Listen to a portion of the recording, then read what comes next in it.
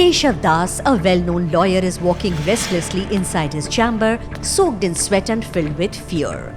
Just then, a message arrives on his phone which contains a video. The moment Keshav Das watches it, the color drains from his face.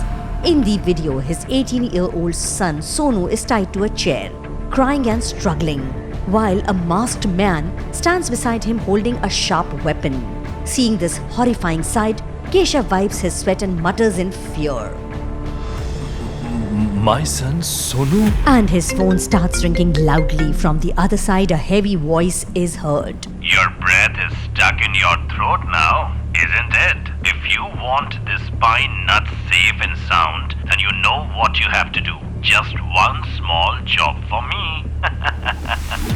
The call gets disconnected, but that cruel laughter keeps echoing inside Keshav Das's mind. The shine of Bhimnagar's main square stayed alive because of Jeet Ram's curd samosas. People even came from far-off places just to eat them. The samosas were given only through tokens there. Wow. Wow, Jeet Ram uncle. Such a magical taste. What do you put in these curd samosas? I make curd samosa just like everyone else. But the spices I add are our family spices. The secret is known only to our family. Shall I serve you one more plate? Today, Jeet Ram's house was filled with mourning. Everyone was crying because Jeet Ram had passed away at the age of 60. Apart from his elder son Manan and his 3 daughters, Jeet Ram had no other heirs. He had left behind property worth crores. The daughters were crying uncontrollably while Manan was trying to calm them. Bhaiya, what has happened? Stay strong, sister. Father will always be with us. We must gather courage. With both mother and father passing away, the 3 sisters now had only their elder brother Manan for support. They clung to him and cried loudly. Manan was intelligent, well-mannered and capable, but till now, he had never tried to take his father's place. His focus had always been on studies, but now the situation had changed. The next morning, all the family members and the shop workers were seated in the hall. Lawyer Keshav Das had come to read Jeet Ram's will. The hall was completely silent. While reading the will, Keshav Das looked at Manan and asked him, Manan, about a month ago, did you have an argument with your father? Yes, but it was not a fight. It was just a discussion. May I know why this discussion happened? Actually, father wanted me to handle the shop, but I wanted to study further.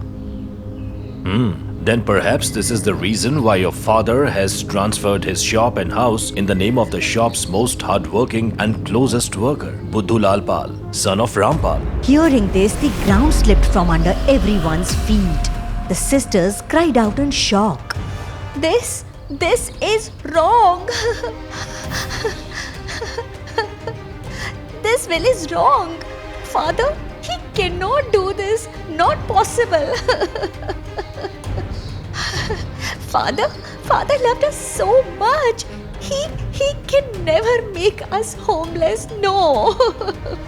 Just then, Buddhulal, who had been standing stunned till now, spoke emotionally while crying.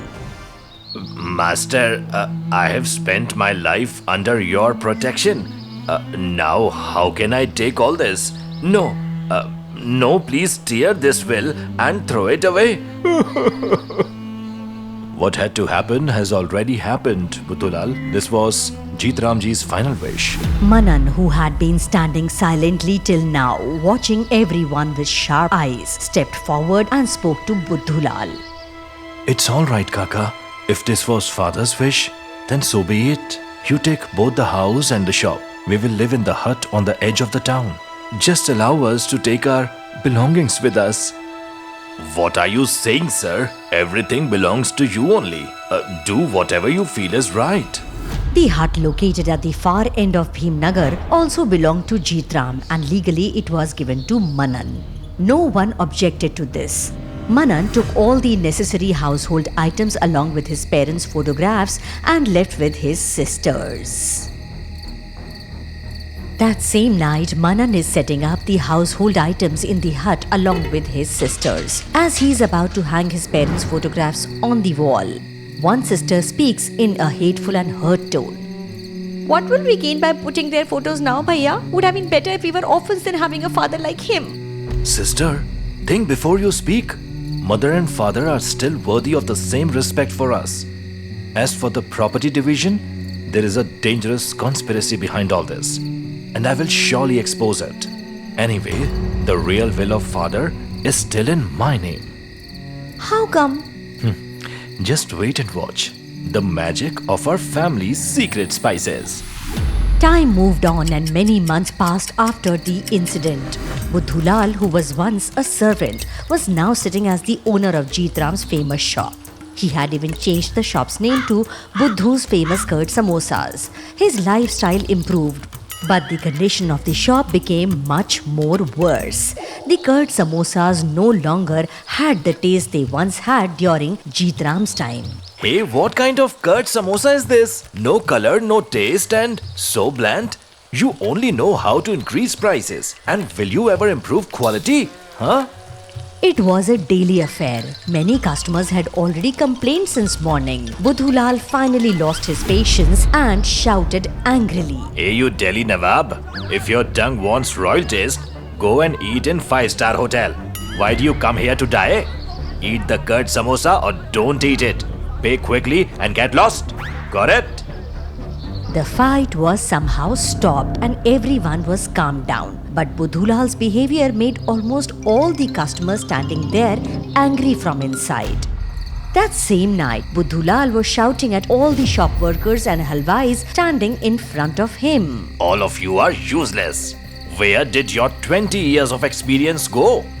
Why is that taste is not coming in the curd samosas anymore?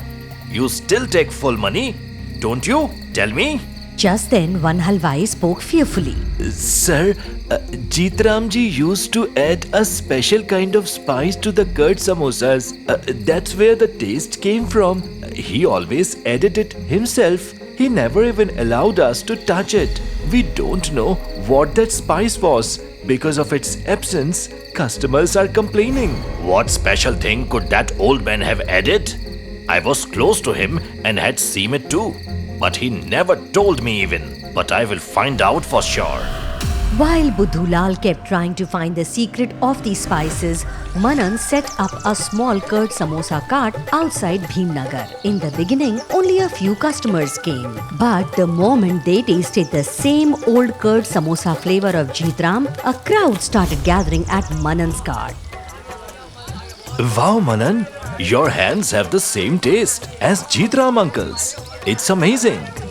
He is right, brother. It feels like Bhimnagar has found its lost taste again. Today I will make up for all the past months by eating 10 or 12 plates. Hearing the fat customer, everyone laughed. Then Manan folded his hands emotionally and said, Just keep giving the same love and respect to my father that you always did. Of course, son, we are with you. Hearing about the growing crowd at Manan's cart, Buddhulal became furious. He called his hotel staff and halwais and started shouting at them again. You useless people! The work you couldn't do even with all facilities in this hotel, that Pine Nut has done it on his small cart. Sir, we are trying to find the secret of those spices.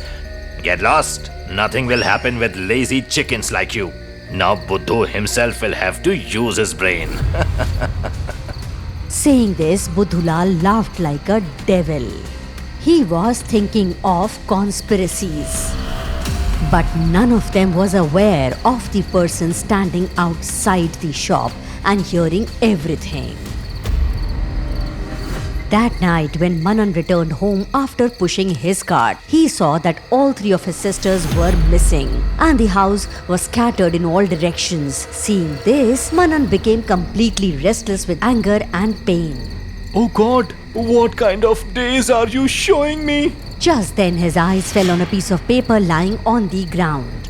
If you want to see your sisters safe and alive, bring your father's old spice recipe and come to the old factory by 12 o'clock. Otherwise, Manan took out the spice that he had secretly kept hidden in the locker and ran wildly towards the old factory through the dark roads. Inside the dark and silent factory, Manan entered quietly. He felt as if no one else was there. Suddenly, a hard stick struck Manan on the head. Holding his bleeding head, Manan regained his senses and fought back against the goons. But soon, more goons arrived. Together, they started beating Manan. Still, Manan did not give up and gave them a strong reply.